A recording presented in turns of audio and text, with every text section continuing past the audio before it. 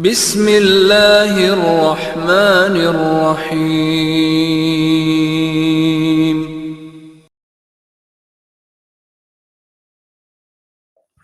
اعوذ باللہ من الشیطان الرجیم، بسم اللہ الرحمن الرحیم۔ الحمد للہ رب العالمین، وصلی اللہ علی محمد وآلہ الطیبین الطاہرین المعصومین الذین اذھب اللہ عنہم الرجس وطہرہم تطہیرا۔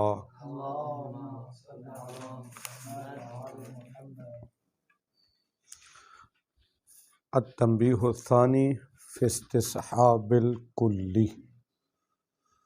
المراد من استصحاب الکلی هو استصحاب الجامع بین الفردین کاستصحاب الانسان المشترک بین زید وعمر، وکاستصحاب الطلب الجامع بین الوجوب والندب، وله ثلاثۃ اقسام۔ توجہ فرمائیں، اس کو کم کریں۔ تنبیہات الاستصحاب، تنبیہ اول گزر چکی ہے، جس میں ہم نے کہا تھا شک تقدیری کافی نہیں ہے بلکہ شک فعلی ہونا ضروری ہے۔ مثال ہم نے کیا دی تھی؟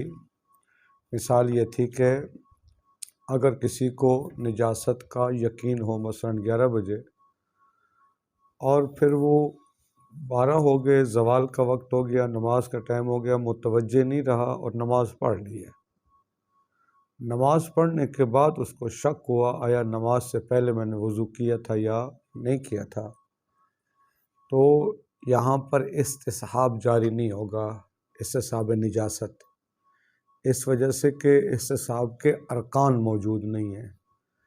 استصحاب میں ضروری تھا حالت سابقہ کا یقین ہو، حالت لاحقہ میں شک ہو۔ یہاں یقین تو ہے 11 بجے نجاست کا، فرض یہ ہے کہ اس کے بعد نماز سے پہلے اس کو شک حاصل نہیں ہوا۔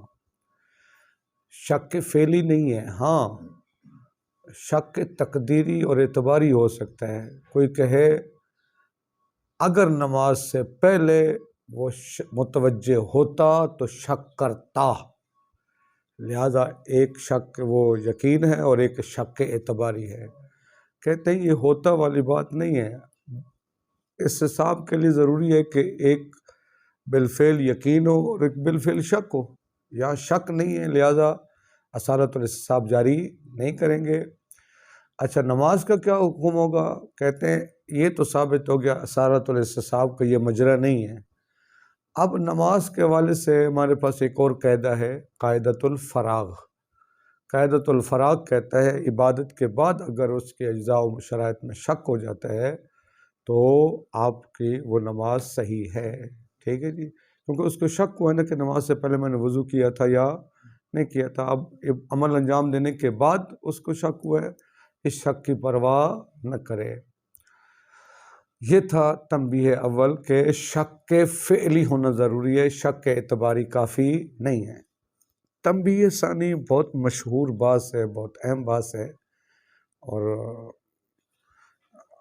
یہ استصحاب کی بات میں معروف ترین بات ہے، استصحاب کلی۔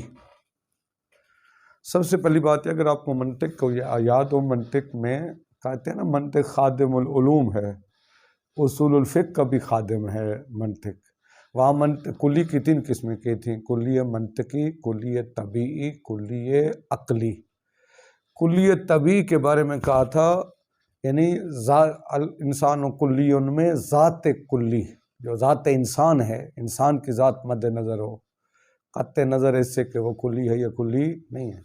اچھا، وہ تقسیم کر کے یہ بتانا چاہتے تھے کلی طبیعی کا قاعدہ یہ ہے، اگر وہ خارج میں موجود ہونا چاہتی ہے تو اس کا ایک فرد موجود ہو جائے تو ہم کہیں گے کلی کیا ہے؟ موجود ہے۔ جیسے کلی انسان ہے، یعنی اب طبیعی کا معنی ماہیت کریں، حقیقت کریں، ماہیت کے موجود ہونے کے لیے اس کا ایک فرد کا ہونا کافی ہے، اس کے معدوم ہونے کے لیے ضروری ہے کہ اس کا ایک فرد بھی موجود نہ ہو۔ اب یہ جو ہم کہہ رہے ہیں کہ استصحاب کلی، کلی سے مراد ہماری کلی ہے طبیعی مراد ہے۔ اگر کمرے میں زید موجود ہے اس کا مطلب ہے کلی انسان موجود ہے۔ ٹھیک، دوسری بات کہتے ہیں استصحاب کلی سے مراد دو یا چند افراد میں جامع کا استصحاب مراد ہے۔ یہاں 2 افراد کا جامع ہے، 3 افراد کا جامع ہے، 10 افراد کا جامع ہے، اس سے یہ مراد ہے۔ مثلا انسان ایک جامع ہے، اس کے افراد کون ہیں؟ زید، بکر، خالد وغیرہ۔ ٹھیک ہے جی۔ ایک دفعہ ہم یہاں استصحاب کلی میں توجہ کرنی ہے، ایک دفعہ ہم فرد کا استصحاب کرتے ہیں، اس کلی کے افراد میں سے ایک فرد کا استصحاب کرتے ہیں، ایک دفعہ پوری کلی کا استصحاب کرتے ہیں۔ ٹھیک ہے، ایک دفعہ زید کا استصحاب کرتے ہیں کہ آیا زید پہلے تھا اب ہے یا نہیں ہے، ایک دفعہ ہم کلی کا استصحاب کرتے ہیں کہ آیا وہ کلی موجود ہے یا کلی موجود نہیں ہے۔ کلی سے مراد کلی صرف زید خالد نہیں بلکہ اس کے افراد میں سے کوئی بھی ہو۔ اچھا جی، ایک اور قاعدہ فرماتے ہیں کہ یہ جو کلی ہے نا استصحاب، اس کلی کی 3 قسمیں ہیں۔ استصحاب کلی کی 3 قسمیں ہیں۔ ٹھیک ہے جی، اور آپ آئندہ بڑی کتابیں بھی پڑھیں گے تو یہ جو تقسیم ہے کلی کی، ان کے نام یہی ہیں: قسم الاول، قسم الثانی، قسم الثالث، اور جو ترتیب بیان کریں گے اسی ترتیب سے ان کے نام رکھے گئے ہیں۔ یعنی مثلا پہلا نام دیتے ہیں القسم الاول من استصحاب الکلی، القسم الثانی من استصحاب الکلی، القسم الثالث من استصحاب الکلی، یہی ان کے نام ہے اور یہی ترتیب ضروری ہے۔ پھر صاحب کتاب ہر قسم کی ایک عرفی مثال دیتے ہیں اور ایک شرعی مثال دیتے ہیں۔ اچھا، ایک مثال ہوگی اس فرد کی استصحاب کی، ایک ہوگی کلی کی، تو 3 قسمیں، ہر قسم میں 2 قسمیں فرض کریں، 6 قسمیں بنیں گی۔ یعنی استصحاب کلی قسم اول میں ایک مرتبہ فرد کا استصحاب کرتے ہیں، ایک دفعہ پوری کلی کا۔ قسم ثانی میں بھی ایک مرتبہ فرد کا استصحاب، ایک مرتبہ کلی کا، اسی طرح قسم ثالث میں۔ بہرحال کل یہ 6 قسمیں بنتی ہیں۔ سب سے پہلے آ جائیں، ان کا ایک اجمالی تعارف کرا دوں مثالوں کے ذریعے۔ یہ جو 3 قسمیں ہیں استصحاب کلی کی، تو استصحاب کلی کی القسم الاول وہ کیا ہے؟ کہتے ہیں اگر ایک کلی کا فرد موجود ہے، مثلا کمرے میں زید موجود ہے، اگر ایک فرد متحقق ہے، فرد موجود ہے، اس کا مطلب ہے کلی بھی موجود ہے۔ پھر شک ہو جائے اس فرد کے بقا اور ارتفاع میں، یہ ہے قسم اول۔ کلی کا ایک فرد موجود ہے، ٹھیک ہے جی، اس کا بقا یقینی ہے، اس کا پتہ ہے کہ وہ موجود ہے۔ مثلا کمرے میں ہم نے زید کو جاتے ہوئے دیکھ لیا ہے، بعد میں شک ہوتا ہے شام کو یا دوسرے دن، پتہ نہیں وہ فرد ابھی باقی ہے کمرے میں یا چلا گیا ہے۔ ٹھیک ہو گیا، اس کو کہا جاتا ہے استصحاب کلی قسم اول۔ سمجھ آ گئی بات؟ یہ ابھی صرف تعارف ہو جائے۔ نمبر 2، کلی قسم ثانی کسے کہتے ہیں؟ ایک فرد موجود ہے کمرے میں، زید کے بارے میں پتہ ہے کہ وہ موجود ہے، زید کے وجود کا علم ہے، یہ دقیق ہے، تفصیلاً اس کی میں بعد میں بیان کروں گا۔ اس کلی کے ہیں 2 فرد، ایک فرد ہے طویل العمر، ایک فرد ہے قصیر العمر۔ قصیر یعنی ایک ہے بڑی عمر والا، ایک ہے چھوٹی عمر والا۔ فرض کریں مجھے شک ہے کہ اس جگہ پر اس گھر میں ایک حیوان موجود ہے، کلی موجود ہے چونکہ اس کا ایک فرد موجود ہے حتماً، لیکن وہ فرد مردد ہے، پتہ نہیں وہ فرد طویل العمر مثلا ہاتھی ہے یا قصیر العمر مثلا مچھر ہے۔ سمجھ آ گئی بات؟ پہلی اور اس میں کیا فرق ہوا؟ پہلے میں وہ جو کلی کا ایک فرد موجود ہے وہ مشکک نہیں ہے، پتہ ہے کہ زید اس کمرے میں موجود ہے، وہ فرد مردد نہیں ہے۔ یہاں کیا ہے؟ کلی کا پتہ ہے، اس کلی کے افراد میں سے ایک فرد ہے، لیکن معلوم نہیں ہے آیا وہ اس کا وہ فرد ہے جو زیادہ دیر رہ سکتا ہے، طویل العمر ہے، یا وہ فرد ہے جو قصیر العمر ہے، جس کی عمر تھوڑی مثلا مچھر ہے۔ ٹھیک ہو گیا. یہ ہے استصحاب کلی القسم الثانی. تیسرا قسم ثالث کیا ہے؟ یہ ہمیں یقین ہے کہ اس کلی کا ایک فرد موجود ہے. جب ایک فرد موجود ہے تو حتماً اس کا مطلب ہے بولیں کلی بھی موجود ہے. جب چونکہ کلی موجود ہوتی ہے ایک فرد بھی آ جائے تو کلی کیا ہوتی ہے؟ وہ موجود ہے. ٹھیک ہے جی. اب اس فرد کا ختم ہونا، معدوم ہونا، مرتفع ہونا بھی یقینی ہے. پہلی دو مثالوں میں ایسا نہیں تھا. ہمیں پتہ تھا کہ ایک فرد اس کلی کا یہاں موجود ہے، مثلا زید کمرے میں موجود ہے. ٹھیک ہے جی. اور اس زید کا کمرے سے چلا جانا بھی یقینی ہے، ہمیں پتہ ہے، ہم نے اپنی آنکھوں سے اس کو دیکھا ہے. لیکن پتہ ہے شک کیا ہوتا ہے؟ شک یہ کہ آیا اس کی جگہ ایک اور فرد آیا ہے یا اس کی جگہ ایک اور فرد موجود ہے یا موجود نہیں ہے. ٹھیک ہے جی. کلیئر ہو گیا نا؟ یعنی ایک فرد کے وجود کا یقین، اس کے ارتفاع کا بھی یقین. لیکن شک کس میں ہے؟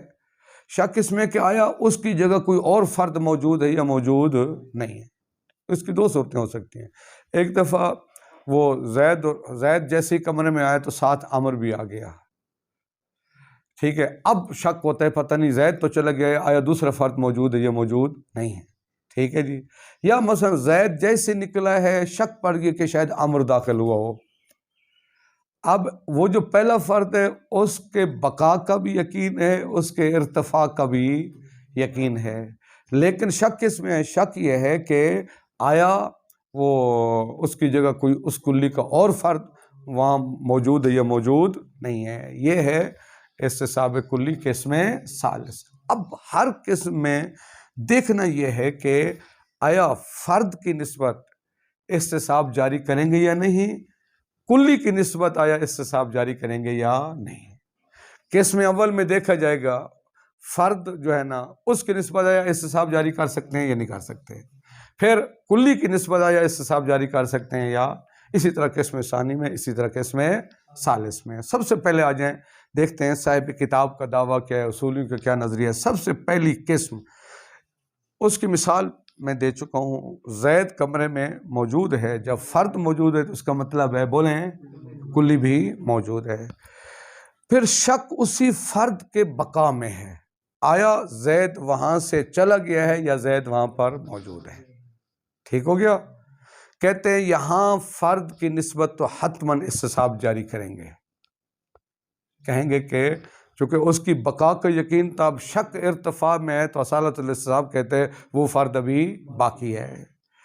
اور کلی کی نسبت بھی استصحاب جاری کریں گے.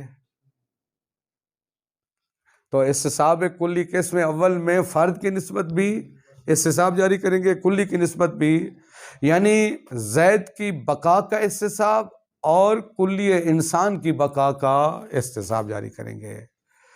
یہ ایک مثال تھی. میں نے کون سی مثال دی؟ عرفی مثال تھی. اب ایک شرعی مثال اسی قسم اول کی. ایک شخص مجنب ہو گیا ہے. ٹھیک ہے. مجنب ہو گیا ہے، یعنی آپ کلی کو فرض کریں حدث کے افراد میں سے ایک جنابت ہے، ایک وہ مثلا وہ جو مجھے بے وضو ہوں، ریق خارج ہونا، یہ سارے کے سارے کیا ہیں؟ حدث کے افراد میں ہیں. اب ایک شخص مجنب ہو گیا، اس کا مطلب ہے جب فرد متحقق ہے تو کلی حدث بھی متحقق. یقینی کلیئر ہے یہ بات؟ اچھا جی. کیونکہ پہلے بھی بتایا کہ وہ یہ جنابت، یہ جنوب، یہ حدث کے افراد میں سے ایک فرد ہے. اچھا، اگر کوئی مجنب ہو گیا ہے، فرد موجود ہے، اس کا مطلب ہے وہ کلی حدث بھی کیا ہے؟ موجود ہے. بعد میں شک ہو، آیا جنابت کا یقین تھا، آیا اس کے بعد شک ہو جاتے پتہ نہیں یہ جنابت میری مرتفع ہوئی ہے یا مرتفع نہیں ہوئی ہے، آیا میں نے اس کے بعد غسل کیا ہے یا نہیں کیا. ٹھیک ہے جی. فرض کریں مثلا اس نے غسل کیا ہے، اعضاء میں ترتیب کی رعایت نہیں رکھی، پہلے مثلا بایاں طرف کو دھو لیا بعد میں دے، فرض کریں. اب اس کو شک ہوتا ہے کہ آیا وہ میرا فرد جو تھا، آیا جنابت اس سے مرتفع ہوئی ہے یا مرتفع نہیں ہوئی، آیا جنابت اب بھی باقی ہے یا باقی نہیں ہے. ٹھیک ہے. تو کہتے ہیں کہ یہاں فرد کی نسبت تو بقائے جنابت کا احتساب کریں گے. کیا کہیں گے؟ کہ وہ ابھی بھی مجنب ہے. جب فرد کی نسبت کلی کے افراد میں سے جنابت تھا، جب یہ فرد موجود ہے تو اس کے ضمن میں حتماً کلی کا بھی کیا کریں گے؟ ہم احتساب کریں گے. تو احتساب کہتا ہے غسل بھی اس پر دوبارہ واجب ہے، یعنی حالت جنابت باقی ہے. جب حالت جنابت باقی ہے اس کا مطلب ہے وہ حدث بھی اس کا باقی ہے. ٹھیک ہے جی.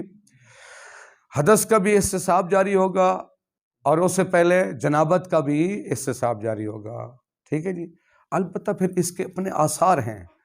فرد کی نسبت اگر توجہ فرمائیے، نقطہ مہم ہے، اگر آپ فرد کی نسبت احتساب جاری کرتے ہیں، یعنی احتساب کیا ہے؟ اس اصالت الاحتساب جاری کرنے کا اثر کیا ہوگا؟ یہ مسجد میں مکث نہیں کر سکتا، عام مساجد میں ٹھہر نہیں سکتا. وہ جو مسجدین ہیں، مسجد الحرام اور مسجد نبوی میں، وہاں سے گزر بھی نہیں سکتا. جنابت کے اپنے آثار ہیں نا. ٹھیک ہے. احتساب کلی کا مطلب کیا ہوگا؟ اگر حدث ثابت ہو جائے. ٹھیک ہے. حدث ثابت ہونے کا مطلب پھر وہ باقی جو آثار ہیں، مس کتابت قرآن وغیرہ وغیرہ، وہ بھی اس پر کیا ہوں گے؟ لاگو ہو جائیں گے. کلیئر ہو گئی یہ بات؟ یعنی مطلب یہ ہے ہم قسم اول میں کیا کریں گے؟ کلی کی نسبت، فرد کی نسبت بھی احتساب جاری کریں گے اور کلی کی نسبت بھی احتساب جاری کریں گے. کیوں؟ ایک آدھی لائن جواب. احتساب کے ارکان موجود ہیں. احتساب اپنی پوری طاقت، اپنی پوری شرائط کے ساتھ موجود ہے. حالت سابقہ کا یقین ہے، پھر حالت لائقہ میں شک ہو رہا ہے. فرد کی نسبت بھی اور کلی کی نسبت بھی.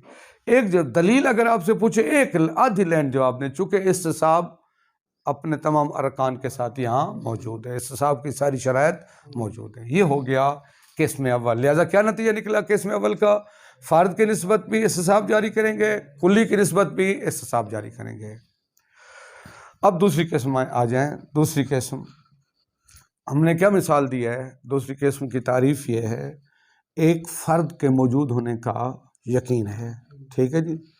جب فرد کے موجود ہونے کا یقین ہے، اس کا مطلب ہے کلی بھی کیا ہے؟ موجود ہے. لیکن اس فرد کی خصوصیات مشخص نہیں ہیں. وہ فرد مبہم ہے، وہ فرد مردد ہے. مردد ہے دو افراد کے درمیان. ایک فرد اس کا طویل العمر ہے، ایک فرد اس کا قصیر العمر ہے. ٹھیک ہے جی. علم ہے گھر میں حیوان موجود، عرفی مثال پہلے، علم ہے گھر میں حیوان موجود ہے، لیکن شک ہے پتہ نہیں وہ حیوان آیا ہاتھی ہے یعنی طویل العمر، یا مچھر ہے یعنی قصیر العمر. اب کچھ دن گزرنے کے بعد کہتے ہیں مچھر زیادہ سے زیادہ 7 دن، 8 دن، 9 دن یہ اس کی عمر ہوتی ہے. اس کے بعد خود بخود وہ مر جاتا ہے. مشہور یہ ہے سائنسدانوں نے، یعنی تو 5-7 دنوں میں مچھر جو ہوتا ہے وہ مر جاتا ہے. تو یہ ہو گیا قصیر العمر. ہاتھی طویل العمر ہے. ٹھیک ہے جی. اب کچھ دن گزرنے کے بعد شک ہو کہ آیا گھر میں حیوان باقی ہے یا باقی نہیں ہے. ٹھیک ہے. تو یہاں کیا کہیں گے؟ ہم کہیں گے اگر حیوان کا فرد ہاتھی تھا، وہ جو فرد جس کے موجود ہونے کا یقین ہے، اگر وہ ہاتھی تھا تو ہاتھی اتنا عرصہ زندہ رہ سکتا ہے. ٹھیک ہے جی. اس کے اندر بقا کی استعداد ہے. بس اگر وہ حیوان کا فرد ہاتھی تھا تو اب بھی باقی ہے. ٹھیک ہے جی. جب فرد باقی ہے تو کلی بھی باقی ہے. لیکن اگر وہ فرد مچھر تھا، قصیر العمر تھا، وہ اتنا عرصہ بقا کی صلاحیت نہیں رکھتا. اس کا مطلب ہے پھر وہ مر گیا ہے. تو جب فرد معدوم ہو گیا تو کلی بھی، چونکہ کلی کا ایک فرد تھا نہ صرف، وہ بھی نہیں رہا تو کلی بھی نہیں رہے گی.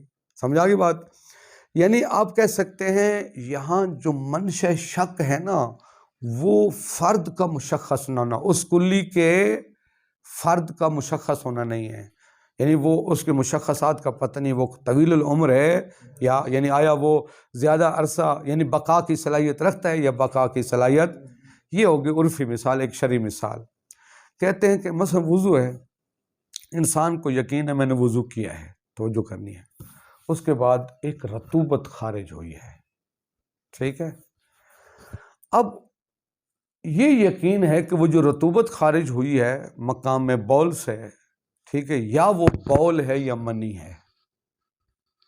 سمجھ آ گئی بات؟ جو رطوبت خارج ہوئی ہے یا وہ بول ہے یا منی ہے. جب کسی رطوبت کے خارج ہونے کا اس کو یقین ہو گیا ہے، یا اور یہ بھی یقین ہے کہ یا بول ہے یا، اس کا مطلب ہے اس مردد ایک فرد کا تو ہونا یقینی ہے. جب ایک فرد کا یقین ہونا یقینی تو کلی حدث بھی اس کا مطلب ہے موجود ہے. ٹھیک ہے جی. اچھا، اس کو یہ شک تھا پتہ نہیں بول کے قطرات تھے یا منی کے. اب وضو کر لیتے ہیں. ٹھیک ہے. وضو کرنے کے بعد اس کو شک ہوتا ہے کہ وہ جو رطوبت خارج ہوئی تھی آیا وہ بول تھا؟ اگر بول تھا تو اس وضو سے وہ حدث کیا ہو گیا ہے؟ ختم ہو گیا ہے. لیکن وہ لہذا وہ طاہر ہوگا، مطہر، نماز پڑھ سکتا ہے. لیکن اگر وہ رطوبت منی تھی اس سے وضو ختم، اس سے وضو والا حدث ختم نہیں ہوا. اس کا مطلب ہے اب بھی وہ کیا ہے، جیسے پیچھے کہا ہے اگر طویل العمر ہے تو اس کا مطلب ہے کلی اب بھی باقی ہے، کثیر العمر ہے کلی باقی نہیں ہے.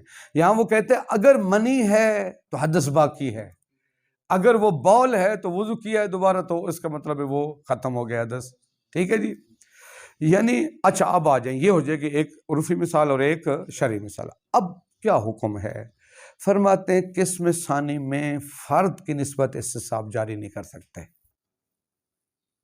فرد کی نسبت استصحاب جاری کیوں؟ وہی پیچھے آدھی لین، یہاں اس کے الٹ ہے. یہاں استصحاب کے ارکان موجود نہیں ہیں. استصحاب کے ارکان موجود نہیں. کیسے؟ دیکھیں، دو فردوں میں مردد ہے نا. اگر وہ فرد کثیر العمر مچھر تھا اس کے ارتفاع کا یقین ہے.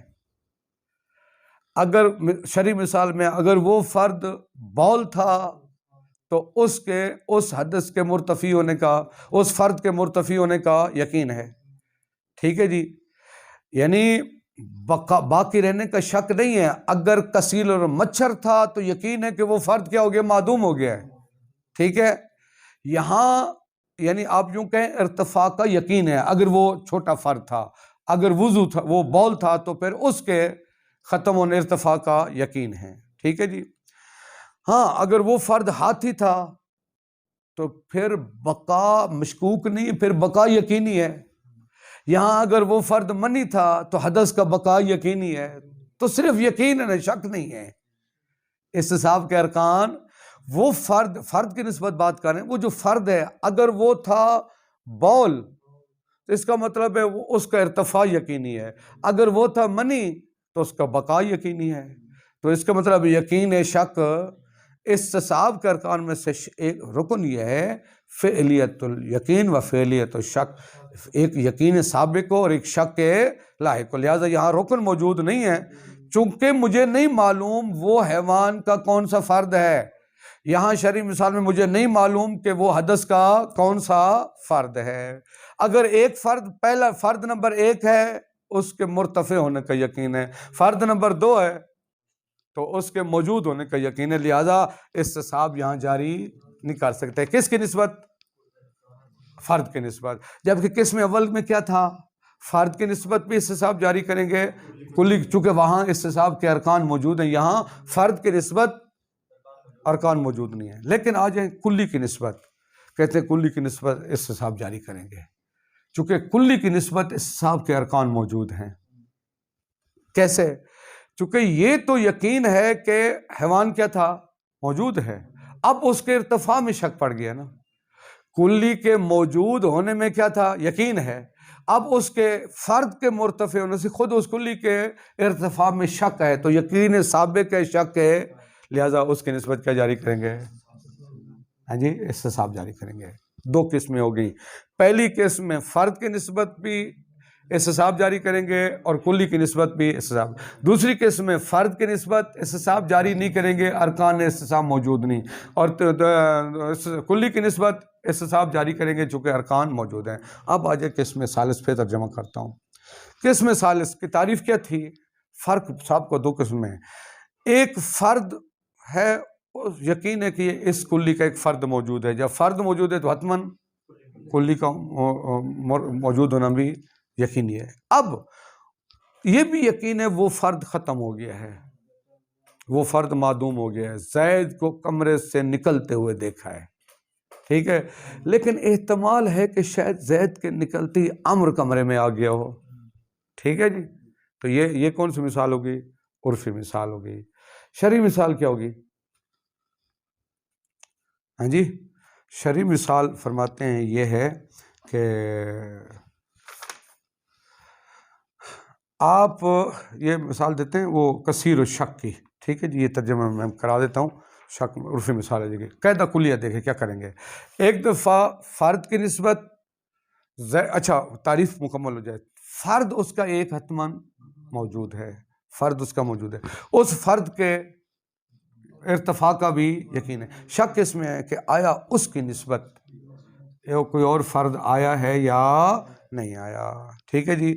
مثلا وہ زید والی مثال میں زید کا ہونا، جب زید کا یعنی دیکھا ہے زید کمرے میں، اس کا مطلب کلی انسان موجود ہے. پھر اس زید کو نکلتے ہوئے دیکھا ہے، اس کا مطلب ہے یہ فرد تو اس کا مرتفع ہو گیا ہے. لیکن احتمال ہے کہ شاید اس کے نکلنے سے پہلے یا اس کے نکلتے شاید عمر اس کی جگہ پر آ گیا ہو. یہاں کہتے ہیں فرد کی نسبت استصحاب جاری نہیں کریں گے، کیونکہ استصحاب کے ارکان موجود نہیں ہیں. کیوں؟ چونکہ وہ جو پہلا فرد آیا تھا نا، ٹھیک ہے، اس فرد کی نسبت کبھی بھی آپ وہ استصحاب جاری کیوں؟ چونکہ اس کا ارتفاع یقینی ہے، اس فرد کا ارتفاع یقینی ہے. بس اس فرد کے مرتفع ہونے میں، ختم ہونے میں کوئی شک نہیں ہے، ارتفاع یقینی ہے. اور دوسرا فرد جو ہے وہ کیا ہے؟ مشکوک الحدوث ہے، اس کا ہونا مشکوک ہے. جبکہ استصحاب کا یہ رکن یہ ہے کہ حدوث کا یقین ہو، ایک شے کی بقا کا، ایک شے کی حدوث کا یقین ہو اور بقا میں شک ہو. یہاں دوسرے فرد کا موجود ہونا، اس کا باقی رہنا مشکوک ہے، لہذا استصحاب جاری نہیں کریں گے. تو قسم ثالث میں شرعی مثال ترجمہ میں پڑھا، تو قسم ثالث میں فرد کی نسبت استصحاب جاری نہیں کریں گے، لیکن کلی کی نسبت کہتے ہیں صاحب کتاب یہ فرماتے ہیں کلی کی نسبت استصحاب جاری کریں گے. البتہ جب آپ بڑی کتابیں پڑھیں گے تو وہاں بتاتے ہیں کلی کی نسبت بھی استصحاب جاری. ابھی ہم نے یہ موجز ہے، صرف تعارف ہے. صاحب کتاب کے نزدیک قسم ثالث میں فرد کی نسبت استصحاب جاری نہیں کریں گے، کلی کی نسبت استصحاب جاری کریں گے. فرد کی نسبت کیوں نہیں کریں گے؟ چونکہ استصحاب کے ارکان باقی نہیں ہیں، لیکن کلی کی نسبت ارکان باقی ہیں، اس لیے استصحاب جاری کریں گے. دیکھیے اس کا ترجمہ کراتا ہوں. التنبیہ الثانی فی استصحاب الکلی.